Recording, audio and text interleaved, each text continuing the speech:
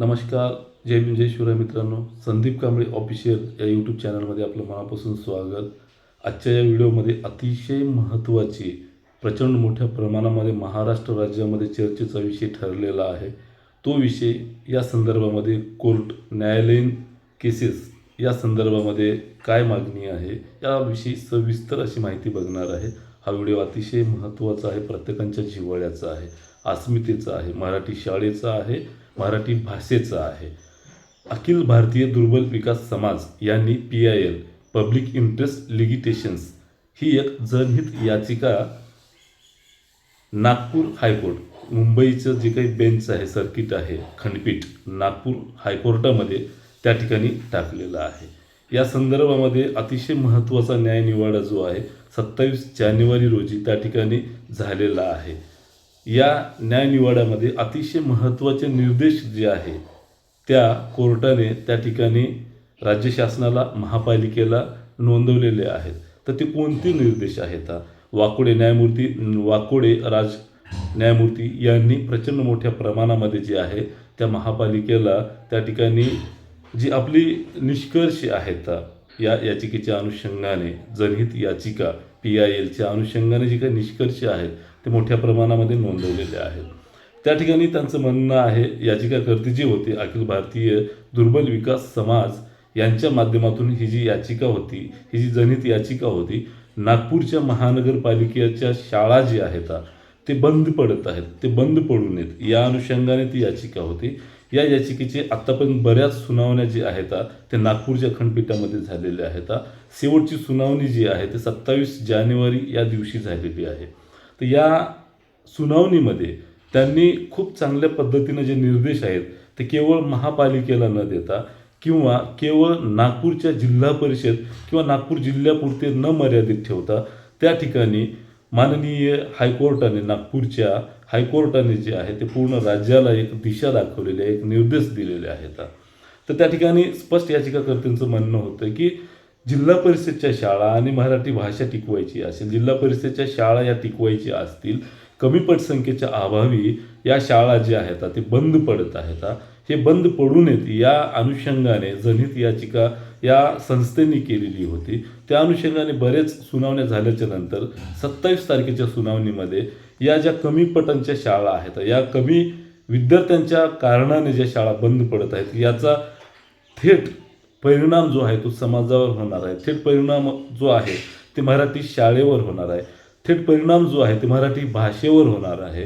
कारण इतरी भाषाच नसेल तर शाळा टिकणार नाही आणि विद्यार्थ्यांच्या कारणाने या शाळा टिकू नयेत किंवा विद्यार्थी कमी असलेल्या कारणाने या शाळा बंद पडू नयेत या अनुषंगाने थेट राज्य सरकारलाच त्या ठिकाणी निकष जे आहे ते नोंदवून माननीय कोर्टाने त्या ठिकाणी थेट राज्य सरकारलाच आता त्या ठिकाणी न्यायनिवाडा करण्याच्या अनुषंगाने थेट त्यांनी त्या ठिकाणी राज्य सरकारला टार्गेट केलेलं आहे. राज्य सरकारलाच त्याचं उत्तर देण्याचं ठरवलेलं आहे आणि या संदर्भामध्ये नियमावली इथली कमी पटांच्या कारणाने शाळा बंद पडू नयेत, इथल्या दुर्लक्षित घटकांना शिक्षण मिळावं याचा परिणाम जो आहे तो समाजावर होतो, थेट व्यक्तींवर होतो. या कारणाने त्या संदर्भामध्ये पुढील 2 फेब्रुवारीपर्यंत कुठल्याही परिस्थितीमध्ये सरकारला त्यांनी थेट नोटीस पाठवून त्या ठिकाणी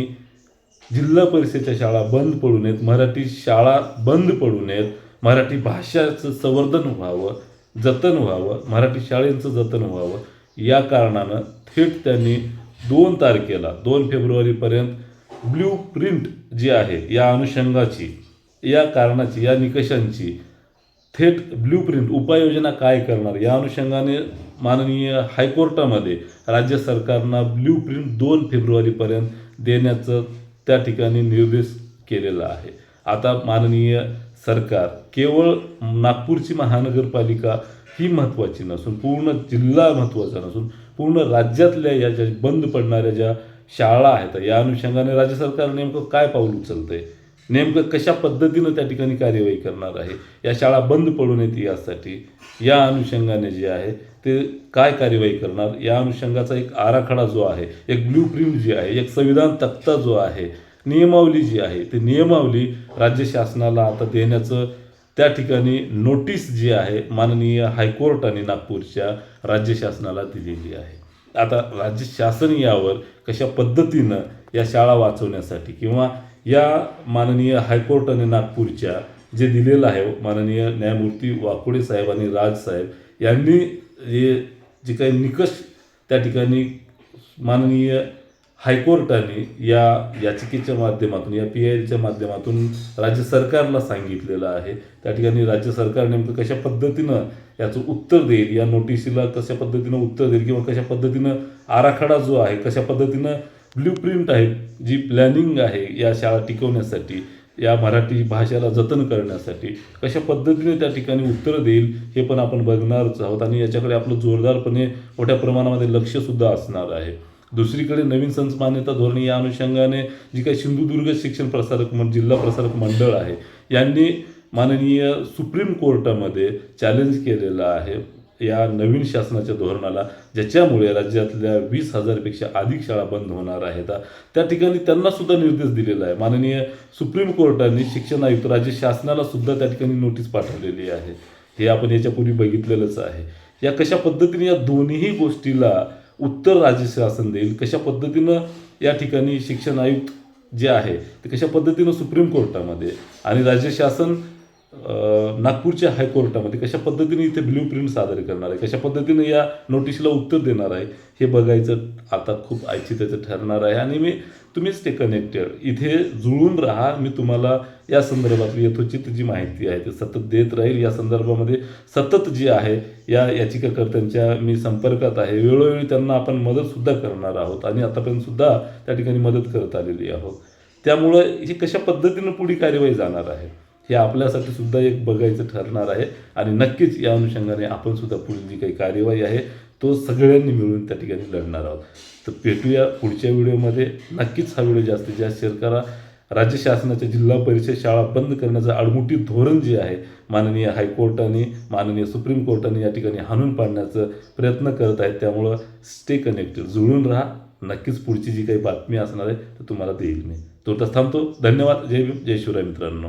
अशाच पद्धतीने नवीन नवीन माहितीसाठी शैक्षणिक व शिक्षक भरती अधिकृत आणि जलद माहितीसाठी मिळवायचं असेल तर संदीप कांबळे ऑफिशियल चॅनलला नक्की सबस्क्राईब करा आणि आपल्या समूहात जास्तीत जास्त शेअर करा. तोपर्यंत थांबतो. धन्यवाद. जय भीम, जय शिवराय.